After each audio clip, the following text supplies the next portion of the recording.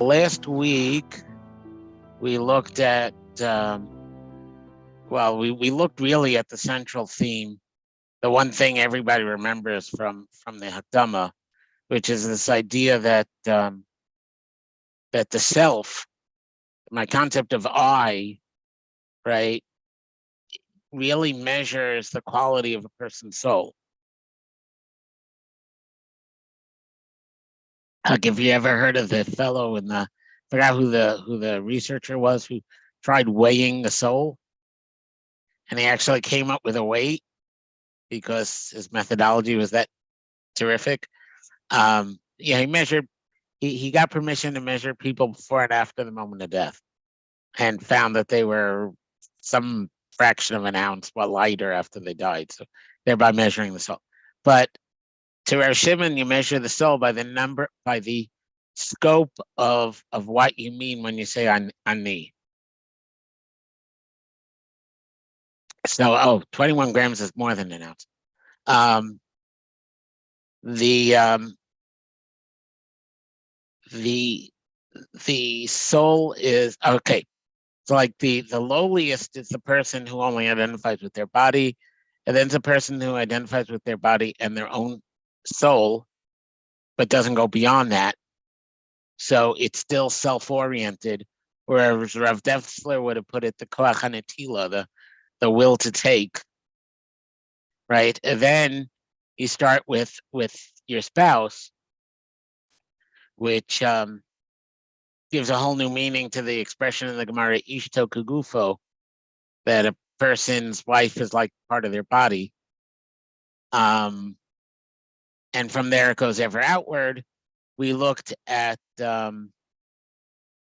so and then from there we looked at he tells you to get yourself, well, once you see yourself as part of a network of relationships, as part of a bigger whole, then you should be getting your self-worth from the value of the whole.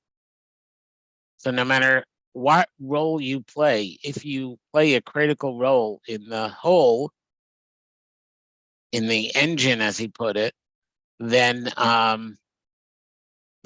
your value is that of the engine. And that's true whether it's, something important, some piston, or the little screw on the bottom of the chassis that keeps all the oil from running out, right? You don't have an engine without either of them. So they're all of the same value as the engine. And this is how he advises that a person pursues anava and snius,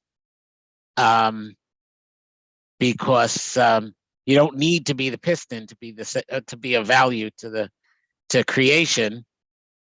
Also, the identification with the network as being part of a nation or part of a eternal thing. He doesn't say this, but it does a lot for where it could be used to do a lot for fear of death. Because if you play a critical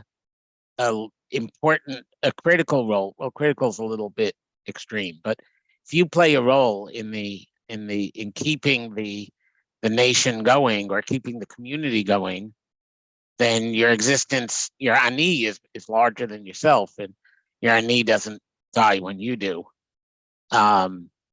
because that impact continues.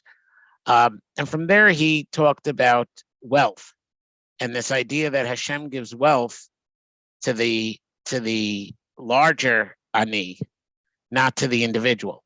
So even though which individual gets it will change where most of the money goes, because you're most networked with your immediate family, and therefore your immediate family has more of a claim on you morally than strangers. Still, the money is not yours; it belongs to it's not. It doesn't belong to atzmi, you in the narrow sense. It belongs to ani, you in the broader sense. And therefore, we had the Gemara about aser ta aser, you shall surely tithe, where it said aser bishvil shetish asher, with punning by moving the dot to the other side of the shin. So the drasha is tithe so that you shall become rich. So give meiser so you shall become rich. It's the only means in which, it's the only situation in which the Gemara allows you to test God, which has a whole conversation totally off topic with this week's parasha and Eliezer saying if the woman comes and what? Like stuck in general, not just tithing. Well, the drush is aser to aser. He generalizes it not just to stucca. He also generalizes it to teaching. That if God gives you wisdom, the more you share it, the more He'll give you, because He realizes that that's you're making it an effective way to give to the broader ani. And therefore brings it into an English pun because a share. The more I share it, the better we go. Oh, the more I share. Got it. Yeah. Okay, so that's the that's where he was, and then he spoke about this haunting story of Rav Nachum Ish Gamzu, the man who always used to say Gamzu Latova, who ends up dying in a decrepit state because one time somebody asked for him for tzedakah and he didn't give it right away, and he said, "Well, if my hands weren't there to help you and my feet weren't there to run, and my tongue which said the wrong things, and right, and he cursed himself, and Hashem fulfilled the curse." And he said we could get some feeling for what was going on in the fact that that Nachum Ish Gamzu was saying that the only value that his hand has is how it serves the other, and therefore it had no value. This we raised problems with because the whole story is problematic, but one particular problem is that messing up once, like there's this concept of tshuva, the fact that this one person died because he didn't respond fast enough because he had something of his own to take care of. Notice the something of his own versus the other is very much at play here. Doesn't mean that next time somebody needs him, he shouldn't be available. So this story has bothered me because I've taught now this Akdama about 4 or 5 times. And one thing I thought of was that this is Nachum Ish Gamzu, who may have felt that he had more to contribute as a teacher than as a philanthropist. And therefore, as long as he could talk, as long as he could give a lecture, and even more so, if he was freed up from doing the things he was bad at, and all he could give was lectures, he could actually contribute more. That's one possibility. Another possibility is that that he I had a second possibility. Can't remember what it is anymore. Third possibility is simply somebody died because he made a mistake. And you can't really assume that somebody in that situation is necessarily making the wisest choice. Like yes, there's Nachum Ish Gamzu in the stories in the Gemara, so you assume he's a role model. And it's the example is being held up. But maybe the example that's being held up is just how overwhelming his remorse was. And it wasn't the right decision. But his remorse was something you should be looking at. You understand what I mean? Like the fact that he was that distraught that he made a bad decision is what you should be seeing. And not, so look at the distress, not look at the resulting decision. I think that's kind of probably what happened in a very Balabatisha level. I know when you see Gemara, you're supposed to be like, this is a role model. They repeating the story about the role model. Odds are he's modeling a role. But I don't know. The story is just too hard for me to swallow. But in any case, and that brought us to Moshe breaking the luchos, which will start again from this time. So I'm not gonna, I'm not including that in my little 15-minute review or 10-minute review, whatever it was. 10-minute review. But I did want to look at this. So something that I noticed before I take you to the other texts that I found related to what we learned last week. This notion, right? He started out with Rav Shimon starts out with that we exist in order to be of benefit to the other, and then he poses the opposite. But since Hashem wants us to be creative beings, he planted within us self-love so that we'd value what we make and we produce, and then therefore it's appropriate for us to put ourselves first, because otherwise we can't be contributors if we don't take care of the goose who's laying the golden eggs. I realized that, I realized a while ago, almost all the dialectics that I learned in YU secondhand from the Rav, that I eventually looked at I got, the tradition articles, whatever. Everything boils down, in my opinion, to one basic paradox. And that is, the greatest gift Hashem could give us is the ability to be givers.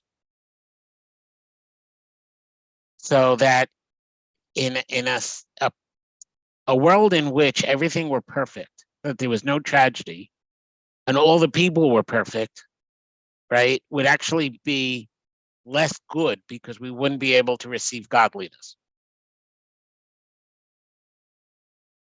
And Rav Shimon phrases this in terms of the quote from the Ramchal, if you recall, about the embarrassment of taking, of receiving, that it's a lesser being that's dependent, right?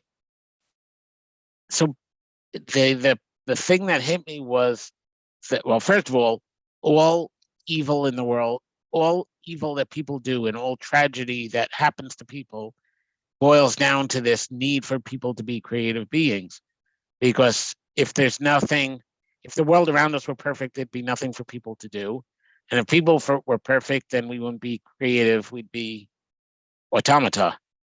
So that's the first thing. The other thing I noticed is that a person as a giver and a person as a receiver, not getting into taker and Dessler again, just giver and receiver. So like the person who's the giver will see the community as the highest calling a person could pursue. The person as a receiver sees the value of the community and what it provides the individuals. That's a dialectic, not a paradox, because both of those perspectives are true, right? Person's highest calling is to serve his community, but the purpose of the community is to serve the individual. So that's by the way, from Rav Yosher from the community. That's the title of it, right? His whole the Adam 1 and Adam 2. Adam 1 is the giver, and Adam 2 is the recipient. Because Adam 2 is seeking a covenantal relationship with an other. 2 words, an other. Whereas Adam 1 is the creative being who's the pinnacle of existence, and so on. I just noticed that this is the basic dialectic that underlines most, if not all, of the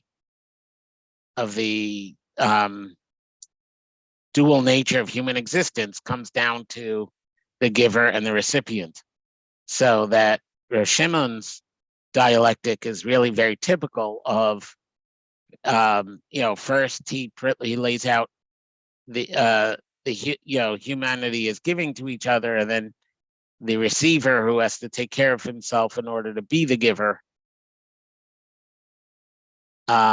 Whatever. To me, that seemed kind of. But here are some earlier. Any opinions? Actually, I was just thinking. I was thinking about that. I mean, what you say actually applies very concrete. It's like when people ask, "Hey, so why do you belong to synagogue? Or to a community in general?" and outsiders might say, it's just a matter of the benefits you get and so forth. And say, well, there are some benefits, but honestly, I do search for community. I do search to get some like-minded individuals, so it works. The other thing I was thinking is that it's a pity that the Rav published so little.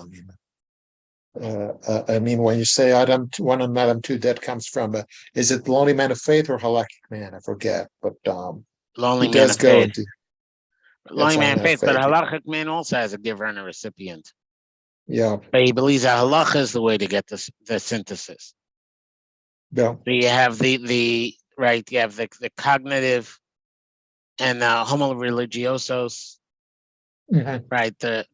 It's the two dialectics between Lonely Man of Faith and Halachic Man are very similar, altogether. mhm. And papers have been written on the difference. But at this point, the Rav has published a lot because they've come through his notes, and there's 3 competing organizations turning his notes into books. and at this Yeah, point, there's a lot published that he actually wrote, if not redacted, at least he wrote. So anyway, good. so I wanted to look at some of these sources. Okay. Okay, so going back to this idea of the ever widening circles of self, which in more modern parlance would be called an ethics of concern. Look at Avos, right? This is a famous Mishnah. Most of the Mishnahs in Avos are Parakeh Mishnah Yud. Arba Midos Ba'adam. There are 4 types of characters in a person. Omer Shali Shali Shalach Shalach. Somebody who says what's mine is mine, what's yours is yours. Zumeda Beinonis. And that kind of makes sense, right? That you'd expect, right? I got mine, you got yours. That's the middle. V'yeshamrim Zumeda Sto. So that takes a little explanation. Shali Shalach V'Shalach Shali Ama'aretz. That's a pretty bad condemnation of communism. Somebody who says what's mine is yours, what's yours is mine. That's an Amaretz. That's somebody unlearned. Like you can't run a world by sharing everything. I told you, to me it seemed like a aimed at communism or that kind of mindset, since communism wasn't invented yet. Shali Shalach V'Shalach Shalach Chassid. So such a person is a chassid when he says what's mine is yours, what's yours is yours. Shali Shali V'Shalach Shalcha Shali Russia. So what's the difference between a Russia and Midas Sodom? The person who says everything is mine is a Russia, and the person who says what's mine is mine, what's yours is yours. Some say that is the mindset of Sodom. So how do what's why such a harsh judgment?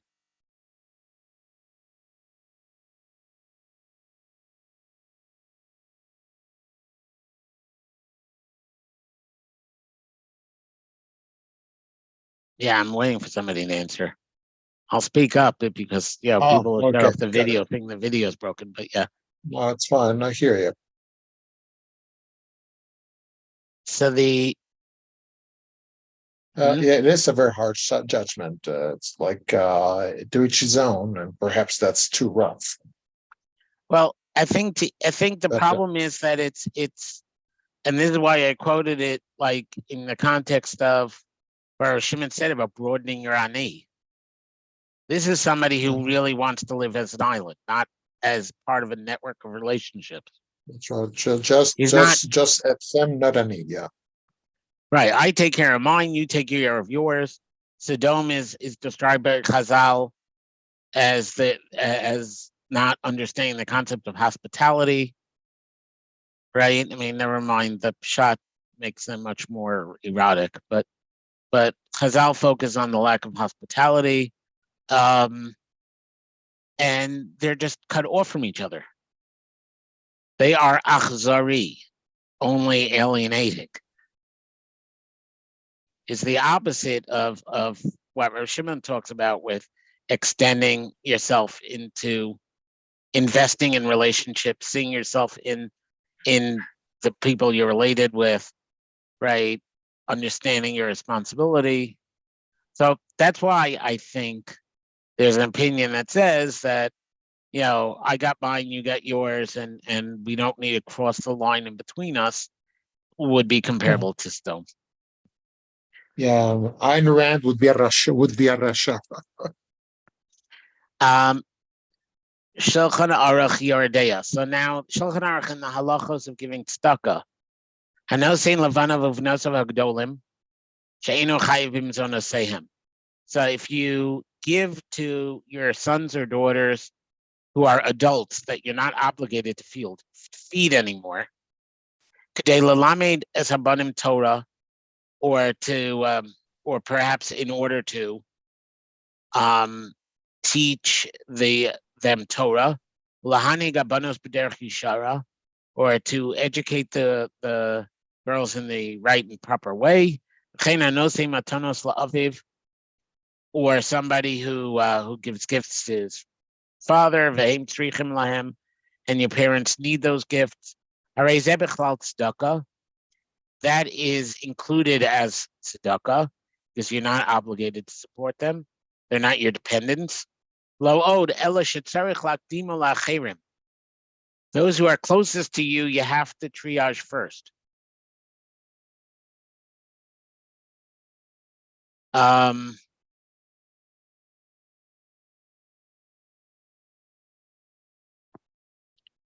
So you see that this idea of widening of afilu eno benov lo aviv elakrovo. Next step. It's not your child, it's not your parent, but it's your relative. Adam. They go ahead of other people when you triage your tzedakah. You give to your cousin first. The achiv me'aviv, kodem la'achiv me'imo. This is just an artifact of family structure, and may change as family structures change. Perhaps, maybe, question mark. The son of a shared father, so a half brother from your father comes before a half brother from your mother. Vaniye peso konmin laniye iro, and the poor people of your household come before the poor people of your city. Vaniye iro konmin laniye iracheres, and the poor people of your city come before the poor people of other cities. That last line, by the way, is a quote from the Gemara about loans. If you have a choice of who to give a loan to, you take care of your own city first, people in your own city first. But he's applying it to tzedakah. And he's just defining who's in your city. The regulars.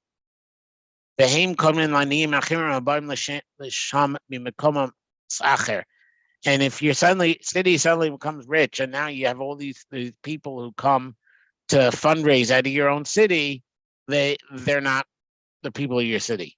The Yoshvei Eretz Israel come in the Yoshvei Chutz La'aretz, and people from Israel come before people from outside of Israel. Being a parnasas atzmo kodesh l'chol adam, and making sure that you're self-sufficient comes before anybody else. And you're not obligated to give tzedakah until you're financially stable. And then the Rama continues, then you worry about supporting your parents, if they're poor and need your support. They come before supporting your children, which is not what the Mechaber said. The Mechaber had your children before your parents. And they come before your brother, and your brothers come before other relatives. Relatives before neighbors, and neighbors before other people from your city, and people of your city ahead of other people. Similarly, if any of them are taken captive, and you have to redeem them, bribe them to get them out. So you see that this idea of ever widening circles of concern is or ethics of care is actually codified halacha when it comes to loans, when it comes to tzedakah, when it comes to pidyon shvuyim. Those who are closest to you come first. Anybody want to, meaning John, because there are no Nakudos, I'm not going to ask Jordy. You want to read Rav Kook? You see, he makes the same point. He just does it very poetically. But you have to unmute. Mhm. I got unmute. There we go. Okay. Oh joy, Rav Kook. With his own flavor of Hebrew. Yeshu Shar Shirat. Why did you think I didn't want to read it? Yes, Shirat Somewhere around Nefsho. Yeshu Shar Shirat Nafsho. There's someone who sings the song of his soul. Ubenafshohu Motse Etakol. And in his soul he finds everything. At Malay Hasipuka Ruchani Miluo, including the full spiritual shortcomings in his what? No, Sipuk is suffix is enough. No. Right. Sufficiency. His full sufficient spiritual sufficiency in his fullness. Miluo. Right, but this is not what's it called? This is not praising him. What? Saying, this is really like Rav Shimon's first step. He finds his entire spiritual need addressed with just looking at his own soul. Yeah. That is one kind of singer. Okay. Yeshahu Sharshirata Uma, and there's the one who sings the song of the nation. Yotsehu mitocha magal shel nafsho hapratit. He leaves the circle of his own individual life. She'ena motzei ota meruchevet karaui. That he doesn't find it to be sufficiently broad. Below miyushevet yishuv ideali. And it doesn't provide an ideal settlement. Basis is the way Ben Sion Buxer translated it. Shoef le Oz. He aspires. I'll take his word for that. Yeah, we had Shoef a lot in Kuntrus HaBechira. Right. Otherwise, I wouldn't have known the word either. Right. To the heights of strength. Romei Oz, I don't know. Vahu mitabek biava adina in klalota shel Knesset Yisrael, and he cleaves in love in strong love with the Adina is more like pleasant. Okay. Or well, he has gentle love. Yeah. With the entirety of in the love of Jeff Schultz's baby sister, who's a professor herself, Adina,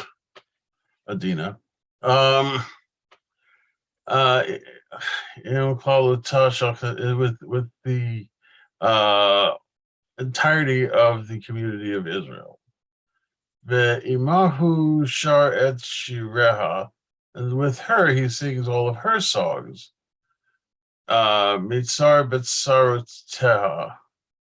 Although he's not although by her troubles.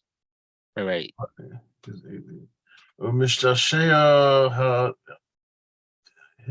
Hatigva Teha Hit Takutikvat Tikvateha.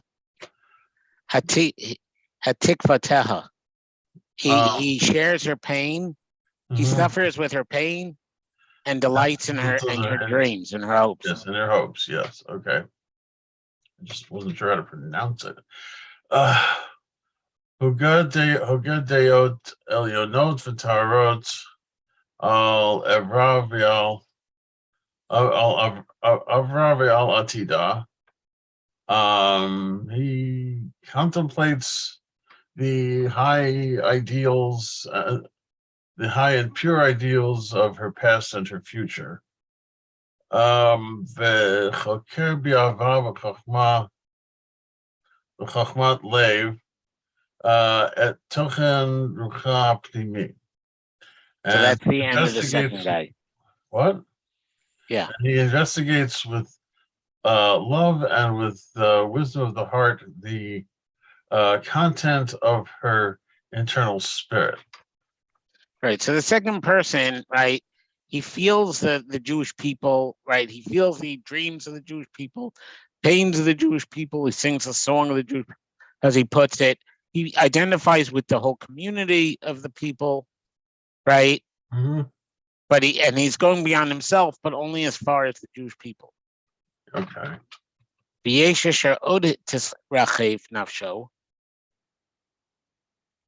Yesh asher od tidrachev nafsho, and there's one who even further spreads out his soul, his life. Asher sevet pashet me'al gvul Yisrael, until it goes on and spreads out beyond the boundaries of Israel. Lashir et shira ta'adam, to sing the song of mankind, of humanity. Rucho holech umitrachev begaon klalut be'adam behod salmo. His spirit goes and spreads out with the greatness of the generality of all of humanity and the glory of his form. Shoef el tudato haklalit, and he aspires to its general certification. Goal. No, goal. Goal. Okay. Umitzapeh lehishtalmutoha elyona, and looks out towards its highest completion. Umimekor chaim zeh hu shoev et klalut hegyonotav umechkarav, and from this source of life, he draws on the entirety of its calculations and researches. She'ifosav v'chezyonosav. It's shoef again. It's desires and dreams. aspiration. Yeah. Desires and dreams, visions. Right. So this is right. So the first person, right, sang the song of his soul. Mm-hmm. Second person sang the song of the Jewish people, and identified with the Jewish people and shared the joys and sorrows of the Jewish people. The third person identifies with humanity and anticipates the final redemption of humankind. Mm-hmm. V'yesh asher od mizeh. And there's another beyond of this, which is even higher and broader than what he carries. Until he unites with everything that exists. Im kol briot, with all the creatures, im kol olamim, and with all the worlds. Im kulam omer shira, and with all of them he says a song. Zehu ha'osek b'perek shira b'chol yom. This is the person who engages in saying Perek Shira, which celebrates all of nature on every day. Muftach lo shehu ben olam haba, who is thus certain that he's someone who's going to have who has a place in the world to come. Yeah, I can see that. Notice how he's not certain, is guaranteed, is given a guarantee. Muftach lo. Okay. They guarantee to him. But what he's doing is he doesn't define Perek Shira as reading the book that they publish, go say Perek Shira. He's saying who is the one who sings Perek Shira, the person who identifies with creation, and actually his soul sings with the song of the frog and the bird and the bird is a little too general, right? They name various kinds of birds, and right. It's not formulaic like the way it's done in implemented today, where they publish Perek Shira, the book. He's giving something a lot more mystical, a lot more actually rationalist. It's less mystical, right? The person who actually identifies with all of creation is guaranteed to be in Ben Olam Haba, not the person who says a magic formula every day. Well, it could be a rationalist mysticism, which is a phrase I saw somebody use today about the Rambam. Right. No, and so on, where he talks about the highest place, which is perfect philosophy, which is as close as you're going to go to mystical union. Right. And that's open to everyone. It's not just not just for Jews. What is this? I think it was chapter 1, part 1, chapter 32, I think, and to 351, which of course is a very confusing chapter. I'm Moshe Yehuda. There he is. Hi. Sorry about that. You sound very healthy. No, I just didn't speak in a while. No, I forgot it was Wednesday. It's been a busy week. Okay. Okay, we're reading from Rav Kook. From one of the Shmona Kotsim. Right. So the Rav Kook Shiva, I think this is Shiva. Not Shmona. You're right. I misremembered.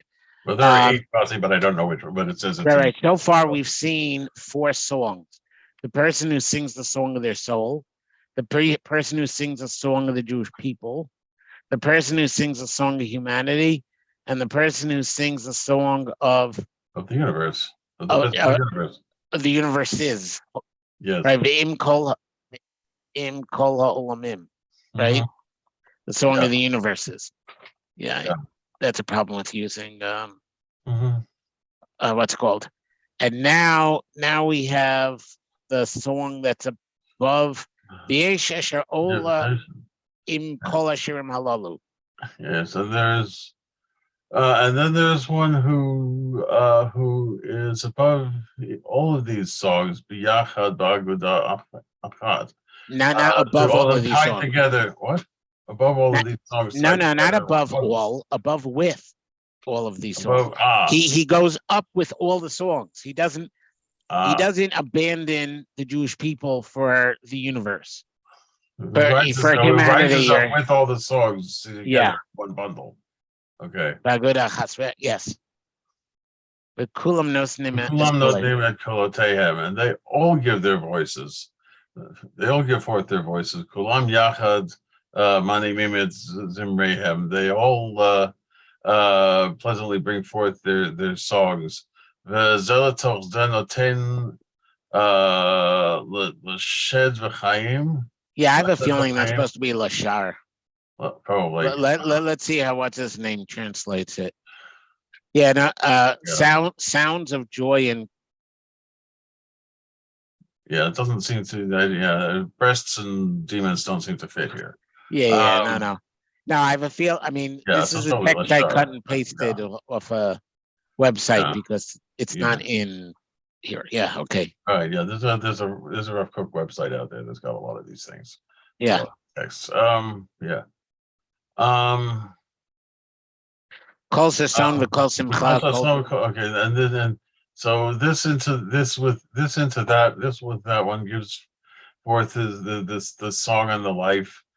Kol sason v'kol simcha, kol tzala v'kol rina, kol chedva v'kol kedusha. Like in the wedding brachas, like in the shower brachas, voice of joy and a voice of happiness, a voice of, I'm not sure what Sahala is, and a voice of another rejoicing. These are all right. Sason, Yes. simcha, tzala, rina are all forms of happiness. Yes, and a voice of sanctity.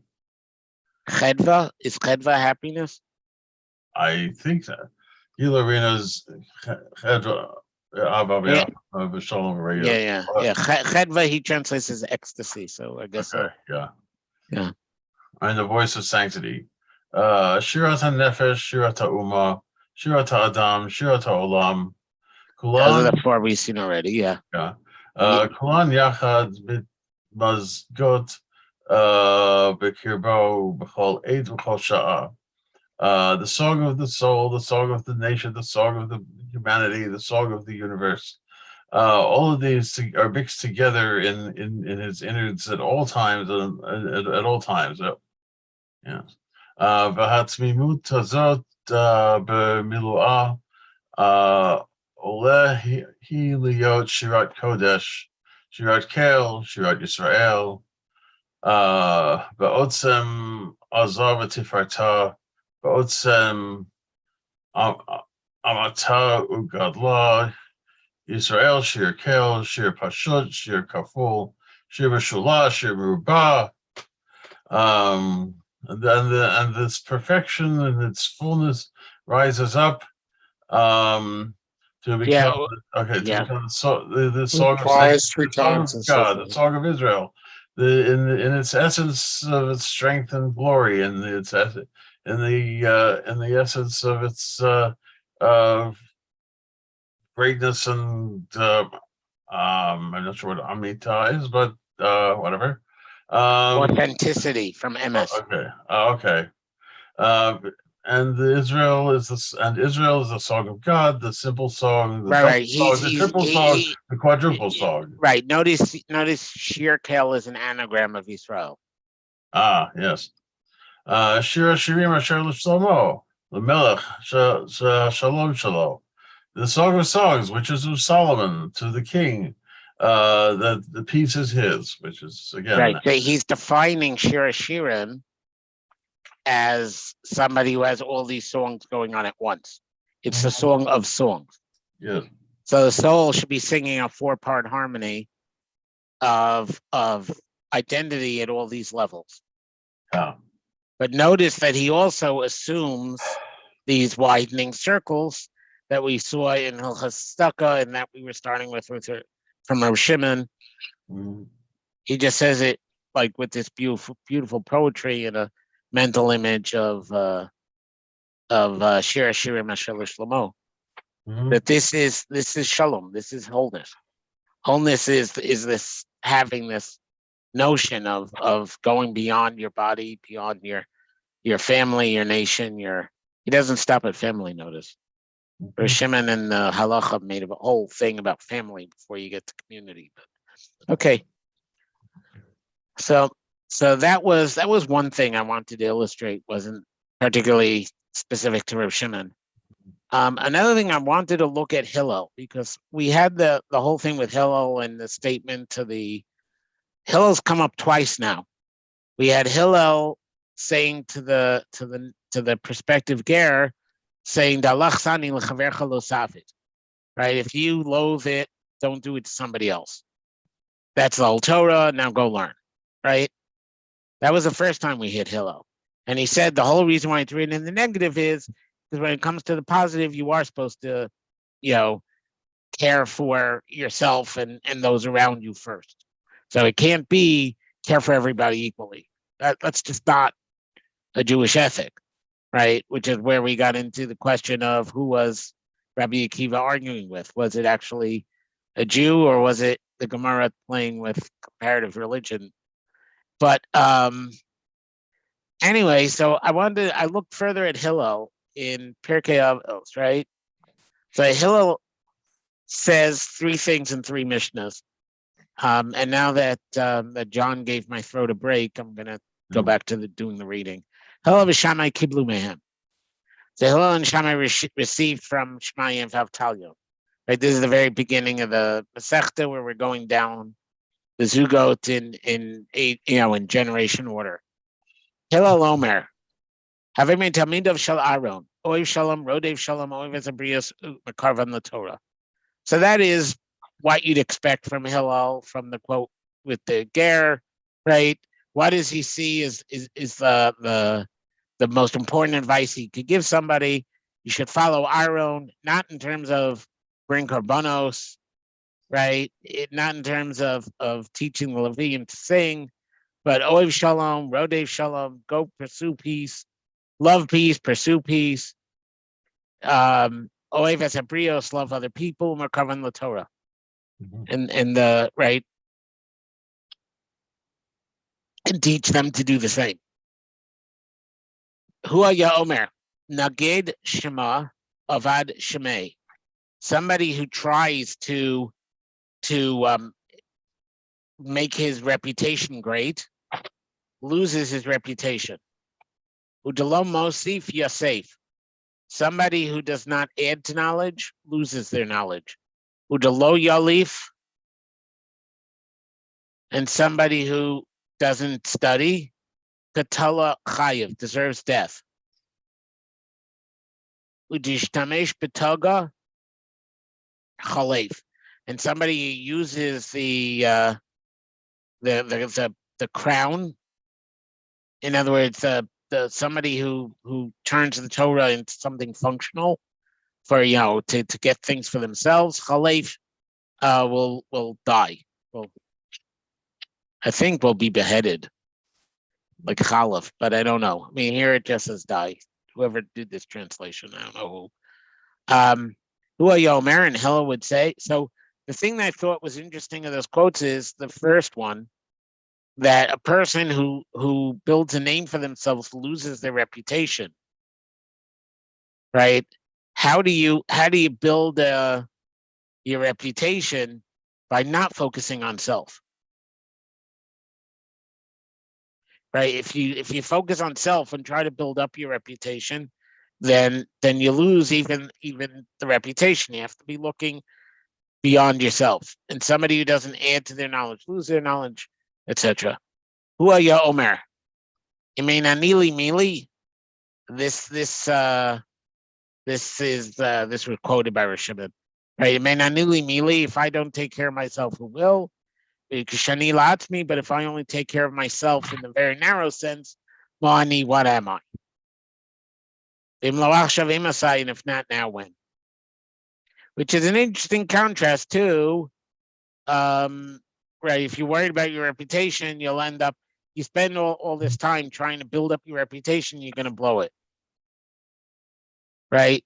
So you do have to, when he says that you have to take care of yourself, he's not talking, he can't be talking in the narrow sense, because if you are more worried, if you want to be more famous, like sticking out from the crowd, you don't get there.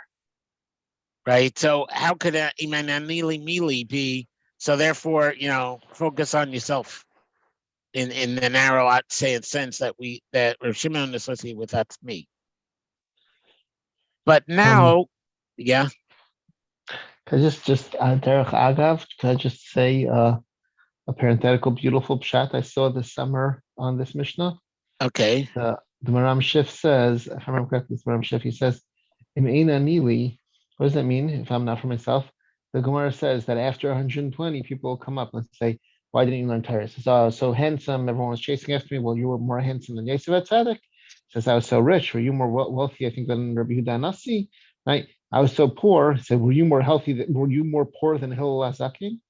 But until Hillel HaZaken, who's going to be the Hillel HaZaken to tell Hillel HaZaken you should learn? So Hillel HaZaken says, Im Eina Nili, if I am not for myself, there's nobody to be mechayev me, nobody to obligate me to learn, because I'm the poor guy in this thing. So me, Lee, who's going to do it? I better get buckling, better put down to work myself. And that would tie to the last 2/3 of the previous Mishnah. Mosif Yosef, Yes. right? Yes. You Well don't, said. Mhm. right? So Mhm. what Rav Shimon said while you were absent was, if I don't work for ani in the broader sense of myself, my relationships, my community, who's going to do it? But if I'm only worried about taking care of myself in the etzem, the core, right? What the person I see in the mirror, mani, I get no value. Where do you get value from? You get value from your assuming an important role in a greater whole. That's how he balanced the first side where he was talking about all of life is to be meitiv and azulas, and the second side where he pointed out that Hashem had planted self-love so firmly in a person that clearly this is like, you can't get rid of it. So why did he give it to us? So the way he balances the two is, you have self-love, that when you invest in the other, that love spreads to the other. And now your ani grows. So that was how he used the quote. But the same Hillel Zaken has a very interesting quote in Sukkah, and for some reason I gave both versions. Not really clear why. I guess I just couldn't decide which to use. So this is the Bavli's version. Tanya says in the Tosefta. I know Tanya is usually not Tosefta, but in practice, Rav Steindel's found the Tosefta, so can't argue with that. Amru alav al Hillel Zaken. When he was celebrating at Simchas Pesach Shoeva, Omar Cain, this is what he would say: Im ani kan hakol kan. If I'm here, then everyone is here. Im ani kan, but if I were not here, mi kan, who would be here? It's very enigmatic and very different from Gishani Latzmi Mani here, right? Like, what do you think that means? Or do you want to see the Yerushalmi before you start guessing? Yerushalmi. I vote for Yerushalmi. Oh, I didn't edit the Hebrew. Okay, so I'm going to start Hillel Zaken over here. It's talking about Simchas Beis HaShoeva, and then we get to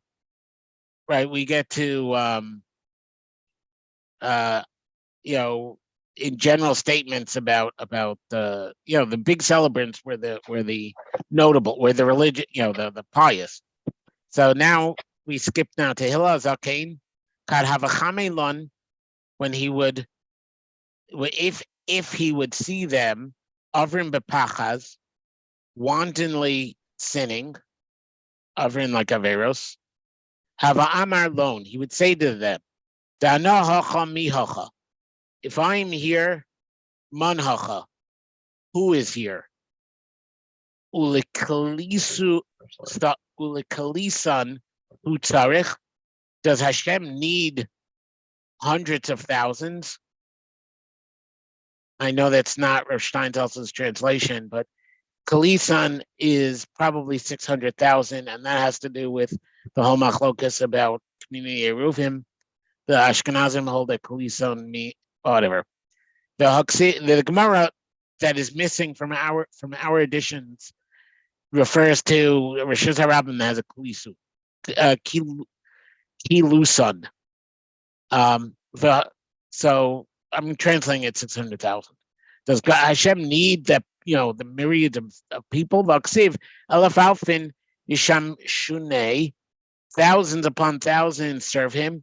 Ribo Rivan Kadamohi Yukumun, and myriads upon myriads stand before him. So he has all the angels he needs. He doesn't need people coming to Simchat Beis HaShoeva. So don't think that you're doing something great by showing up if your behavior doesn't match your action. God have a common loan often the kosher, but when he saw everybody there serving properly, have Amar, he would say, Di la none hacha man hacha. If I were not here, who is here? Shafal pisha yesh lefanav kama klitzin chav. Even though he has before him several, hundreds of thousands, Chaviv kiluson shel Yisrael Yoser Mikol. The 600,000 of Bnei Israel is more dear to him than all of these angels. Mantam, what's the pasuk? Yeah, Mantam is in Israeli Aramaic. It's not like in the Gemara. It's always looking for a source, not a logic. Uniim's Miras Israel, and in the pleasantness of the songs of Israel, Yoshev Tilos Israel, enthroned on the praises of Israel. So, does the Yerushalmi help you understand what it is he's saying? Remember, they split the quote in the Yerushalmi. They said, if everybody's behaving poorly, he would say, if I'm here, who is here? And if everybody's behaving badly, he'd say, if I'm not here, then who is here? Whereas in the Bavli, it's if I'm here, everyone's here, and if I'm not there, who is there? I don't understand the connection to people doing the theirs or mitzvahs. Okay, so I think the Yishalmi is saying that Hillel saw his role at Simchas Pesach Shoeva to keep the celebrations kadosh. And if he isn't there, then there's no point to the whole gathering. God doesn't need 600,000 Jews sitting in the base of Mikdash or getting frivolous in the base of Mikdash. Right? He is there. It's only if he's there that everybody else's presence has value, because he's the one that makes sure that the partying is done b'kedusha and not what's it called, and not otherwise. Remember, he's the Nasi, so it's not like he's self-aggrandizing. That was his job. His job was to make sure that the tzibur runs in an ethical way. So that's the way the Rishalmi version. I mean, they're both the same. What's it called? They're both the same Mishnah. I mean, they're both sukkah. They're both about Simchas Pesach Shueva. So they end up in the same place in both Bavli and Rishalmi. But the Bavli says Imanikan Hakol Kan.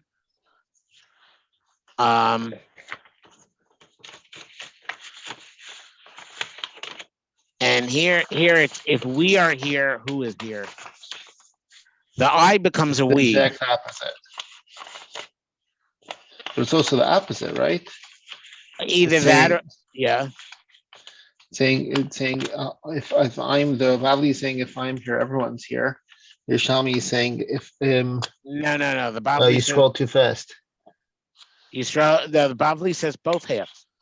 If I'm here, everyone's here, and if I'm not here, Yes, that's who's true. here? And in the Yerushalmi, it's if they're sinning, he says if I'm not here, sorry, if he's sinning, if I'm here, who is here? Because nobody else is. Look, I got to get you to stop sinning because otherwise there's no point to you being here. Right. Right. Whereas, right. But yeah, it's kind of reversed because who is here is in different places. But I think his point is either way that the value of everybody, his being there is as part of an everybody. If I'm there, then everybody's there because the everybody doesn't work right without him.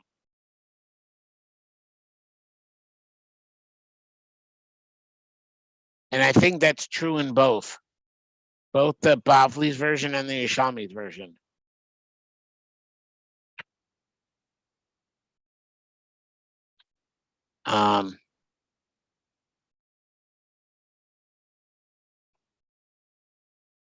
Manikan Hakol Kan Dorish Hillel with Darshan, this Rashi, L'Rabim, Shalo Yechtu Bishmo Shal Kadosh Baruch Hu. They shouldn't sin with the name of God. Im Ani Kana Kol Kan, Kol Zman Shani Chafetz B'Bayis Hazeh, U'Shchinasi Shruya Bo. So to Rashi, the Bavli is talking about God. The Ani is God. And according to the Yerushalmi, the Ani is definitely what's it called? Hillel himself.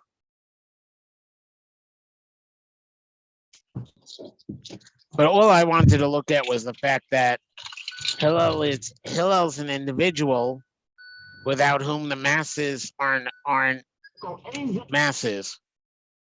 He's tying the self to the individual in the opposite way of him and Anili Mili. He's saying, here he says, if I'm for myself, what am I? Here he's saying, if I were for myself, who are they? Okay, either you see the connection or not. I'm not as enthralled with the connection as I was when I snipped that. So, okay. Okay, so the Sifra.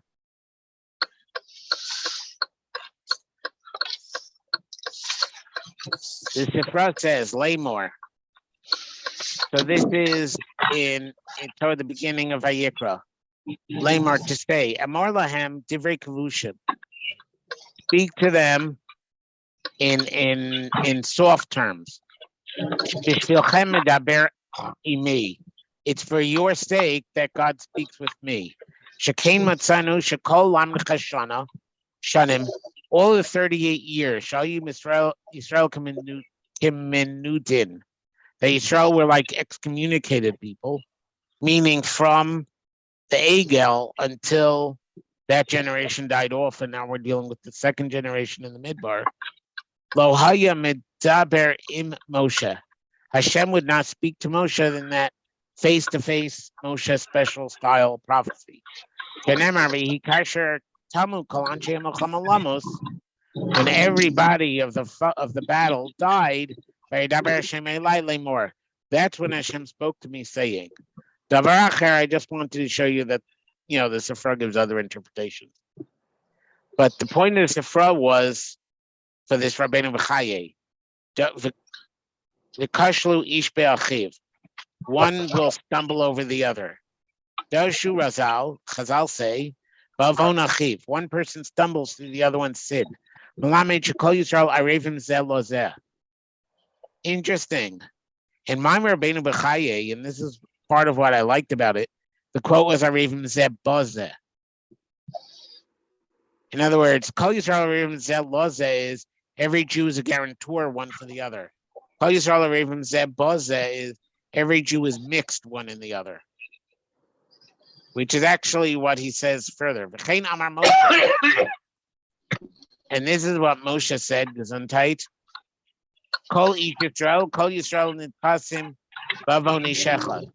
All of Yisrael, right, can be grabbed up by one person's sin. B'chein atamotzi ba'achan. This is what we find in Achan when he took booty from Ai. Shehu hachote. He sinned. V'kol Yisrael and pasim b'cheto, and all of Israel got caught up in his sin. Shenemar, Chata Yisrael v'gam ganvu. Israel sinned and they also stole. V'gam kachashu v'gam samu b'keileihem.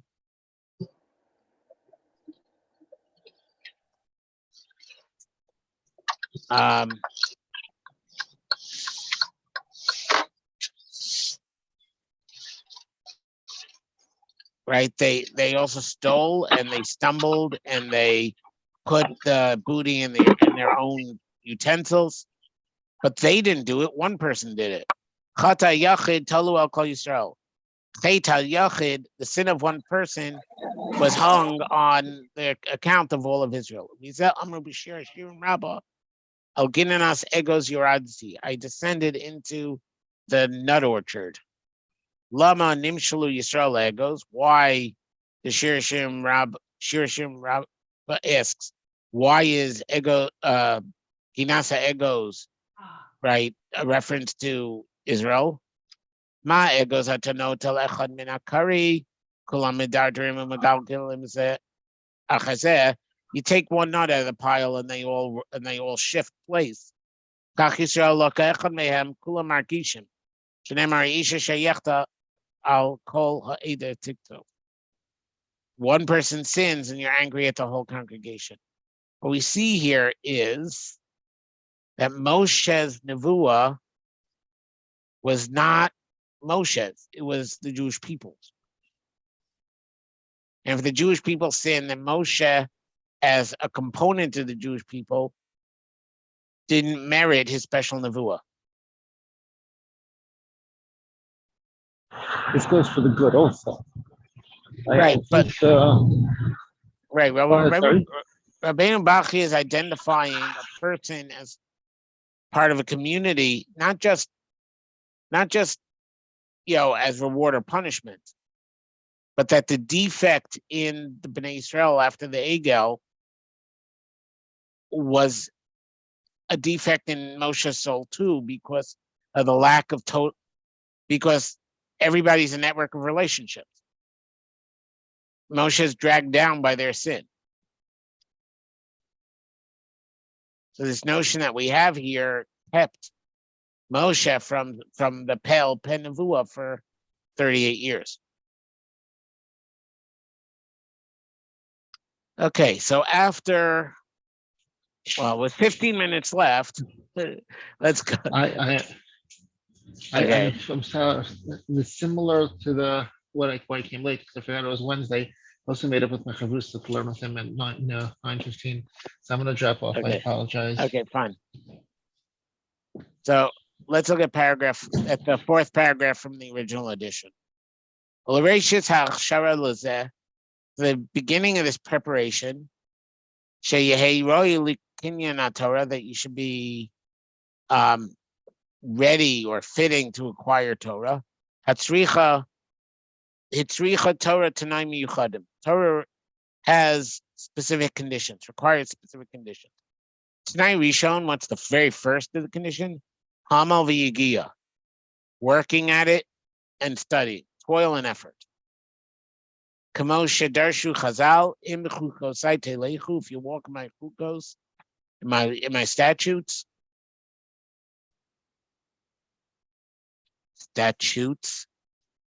shetehei amelim batorah, that you should toil in the Torah.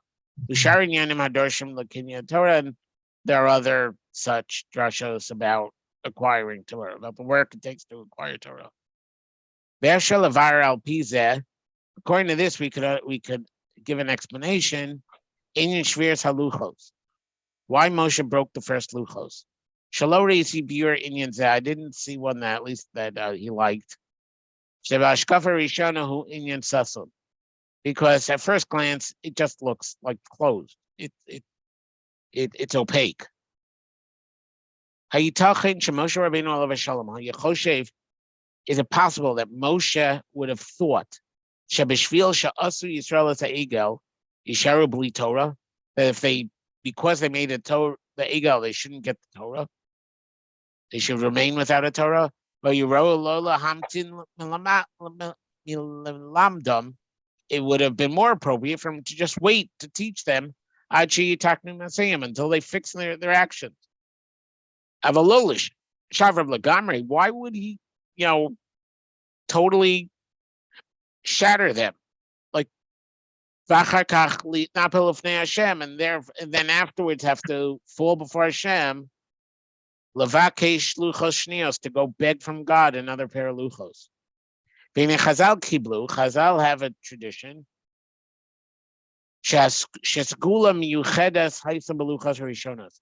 There was a special spiritual effect in the first luchos. Why does it mean when it says engraved on the luchos? The first luchos were not destroyed. Lo nishtach Torah Yisrael, the Torah would have never been forgotten from the Jewish people. Hainu, Shaisa Segula Bahem, it had this spiritual potential. She'im Lamad Adam Pa'amachas, if a person would learn from them just once, Hayashamar Bizichronam La'olam, it will be guarded in their memory forever. Vinyan Zeh, so that's the end of the Gemara. Vinyan Zeh Hirgish Moshe. Now Rav Shimon continues. Of Shalom. So Moshe felt that this quality, Sha'alul al Yedei Zeh Lios Chil Hashem, that it could cause a terrible Chil Hashem. No, Rama'od, really bad. Shev Sheshi is Damein, Sheyi Adam Mushchas Umugal B'Masim Ra'im. It would happen that somebody who was corrupted and dirty by evil deeds would be Baki B'chol Chedrei Torah, would still be a expert in all the areas of the Torah. B'laman Moshe Rabbeinu alav Shalom Kal V'chomer B'Karban Pesach. The Moshe Rabbeinu learned a Kal V'chomer from Pesach. Shamer Torah Kol Ben Nechar Lo Yochal Bo. No stranger should eat from the Karban Pesach. V'lachein Matzah Moshe Rabbeinu alav Shalom Sharoi Shaluchas Elu Yishtabru V'Yishtadel L'Kabel Luchas Acherim. Moshe destroyed the Luchos because he saw that a nation who would make the Egel were capable of behaviors that were incompatible with knowing the Torah. Hanu da Luchos Harishonim, the first Luchos, how you Elokim, the tablets themselves were made by God. Kamo Guf Haksav, just like the writing. Like the Torah says exactly, explicitly. But the luchos, the actual physical tablets, as opposed to the writing, were made by a human being, by Moshe.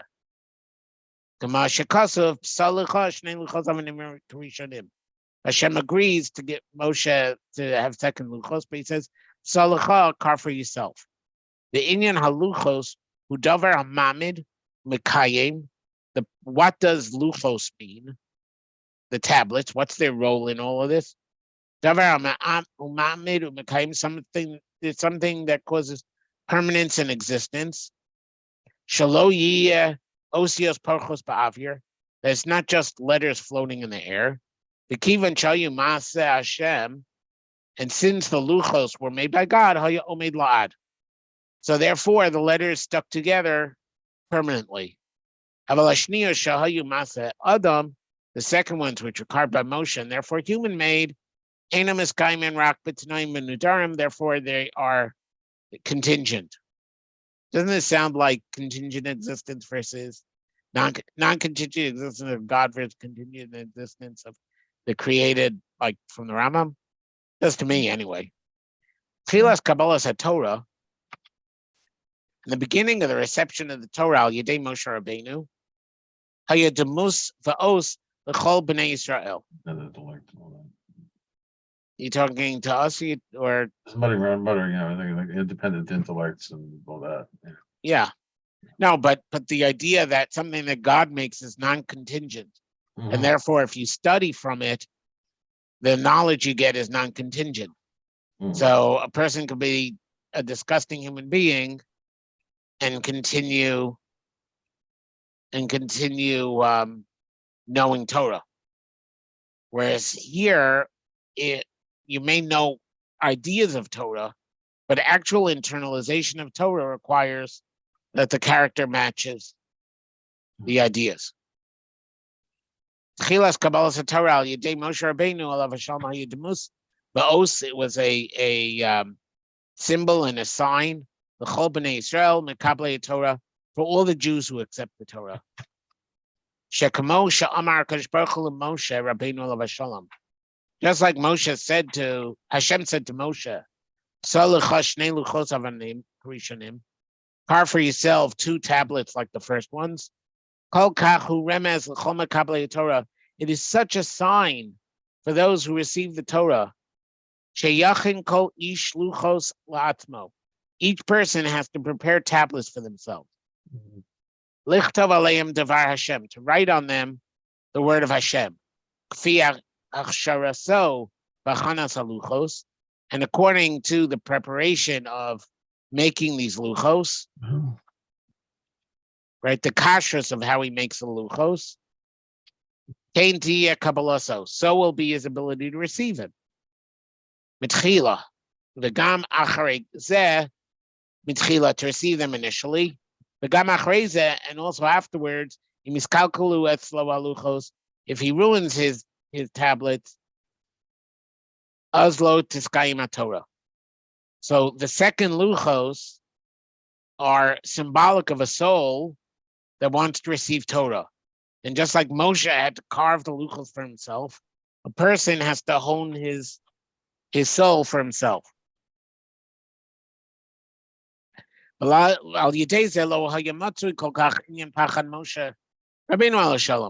through this, it's not going to be all that readily visible, or no, all that, I don't know, matzui kol kach. It alleviated Moshe much of Moshe's concern, is the way some translator put it. Shalafi erech malas ha'adam b'yiras Hashem amidos. According to the measure of a person in greatness of a person in yiras Hashem and in their midos, shehu luach levavo, because that is the luchos, that's the tablets of the heart. Lafi erech zeh yinatein lo min hashamayim kinyan Torah. That is what according to that will be the measure by which Hashem will give him an acquisition in Torah. V'im yipol achar kach mimadregaso, if he falls from that level, chas v'shalom, lafi erech zeh, by that measure, tishkach haTorah mimenu, he's going to forget the Torah. Kumo she'amru Chazal, shekama inyanim gormim l'shechachas haTorah. The Chazal list a number of things that cause the forgetting the Torah. Bal devar gadol zeh, amru Chazal, l'farishis hakatzer b'siyumat shel Torah. It's this great thing that Chazal interpret the final words of the Torah, l'chol hayad hachazakah, and all the mighty hand, l'chol amora gadol, and all the only inspiring acts, asher asav Moshe, that Moshe did, le'inei kol Yisrael, before the eyes of all of Israel. So the Gemara darshans, what is the Yad HaChazakah? That was throwing down the luchos. And the way Rav Shimon's explaining it is, why does this merit mention at the very close of the Torah? Because the greatness of this idea that in order to have Torah, you got to work on your midos first. That was the wonder that Moshe brought into the world. If Hashem would have given us the Torah with, on Shavuos, without the lessons learned from the Egel, you would have been able to the Torah would have been a discipline like math. There would have been a disconnect between head and heart. Moshe is saying that there is no Torah of the intellect without the Torah of the midos first. And that is definitely a note to close the Torah on. But now he wants to sweeten the idea a bit. With this, I'm going to sweeten the idea. Mashidarshu Chazal ben Nedarim, a different Gemara. Alakasav Psalucha.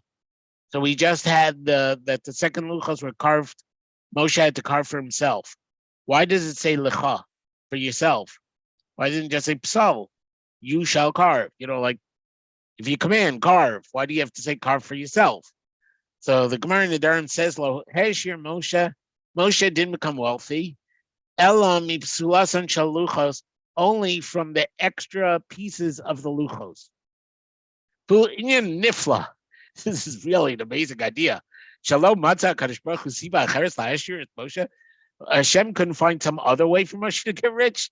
Ragal Yudei Psolas, Shaluchos. I mean, they seem so petty, There Moshe is, he's carving the sapphire, or maybe it was lapis lazuli. I'm not going to get into that argument. Whichever one it is, it's some precious stone, right? He collects the little chips, he sells them, and that is Moshe's great wealth.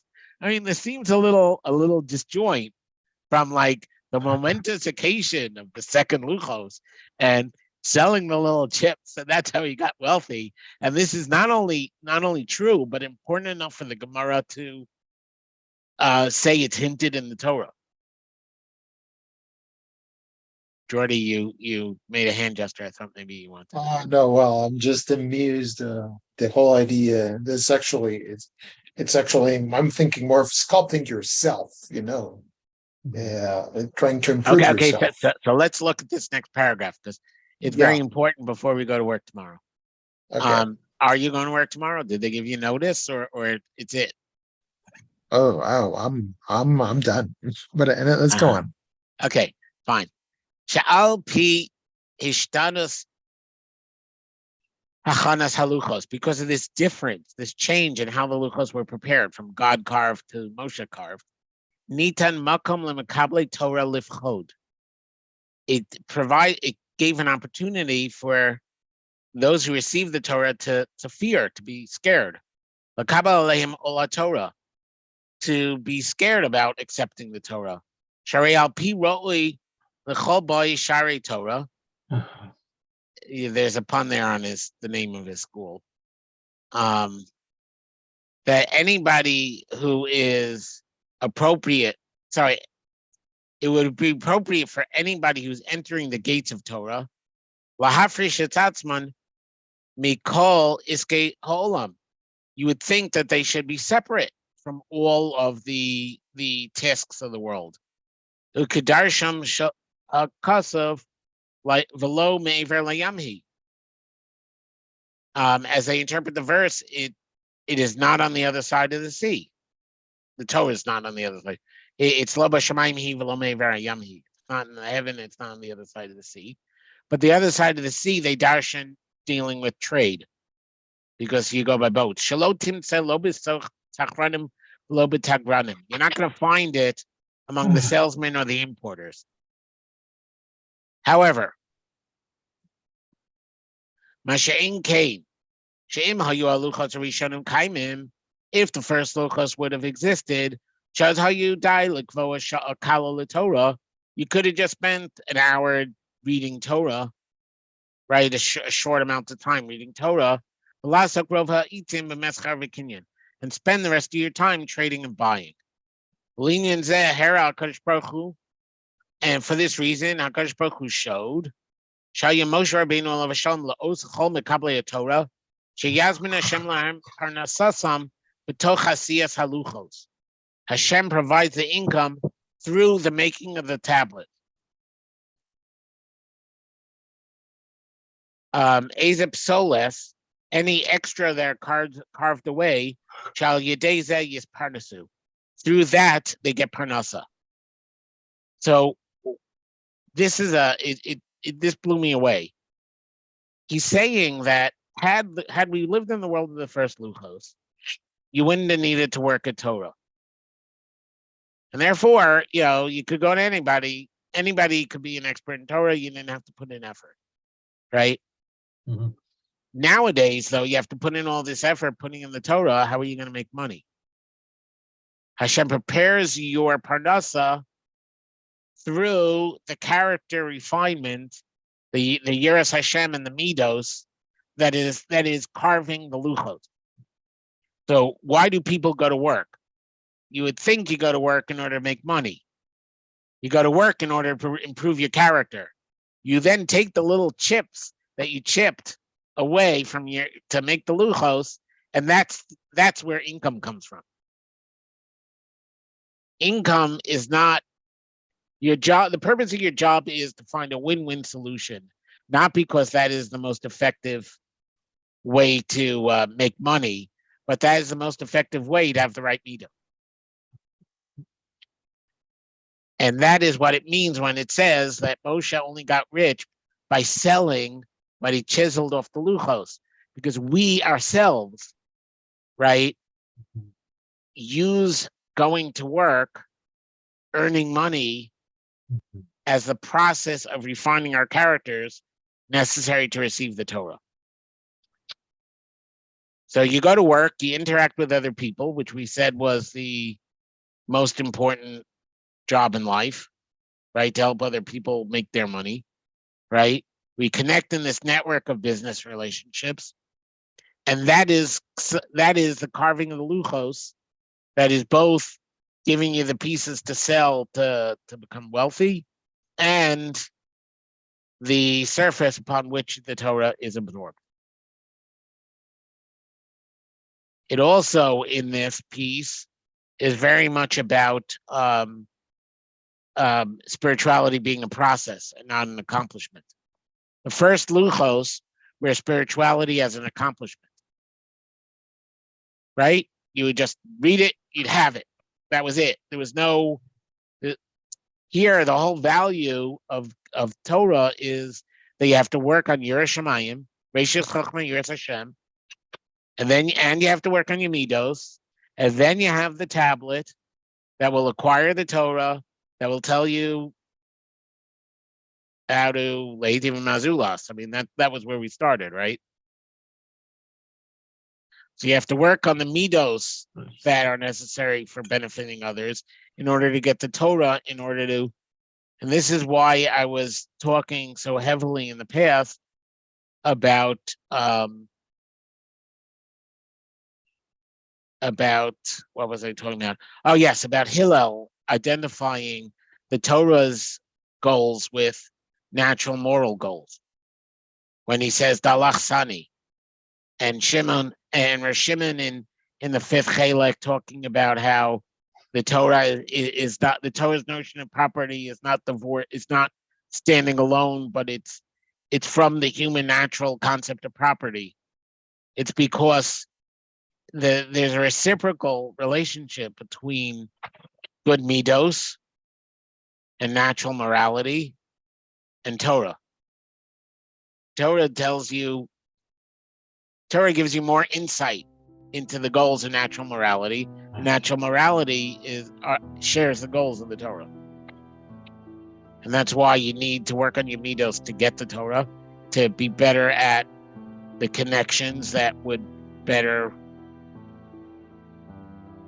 prepare the luchos so that you have more, right? And the whole thing is a spiritual process.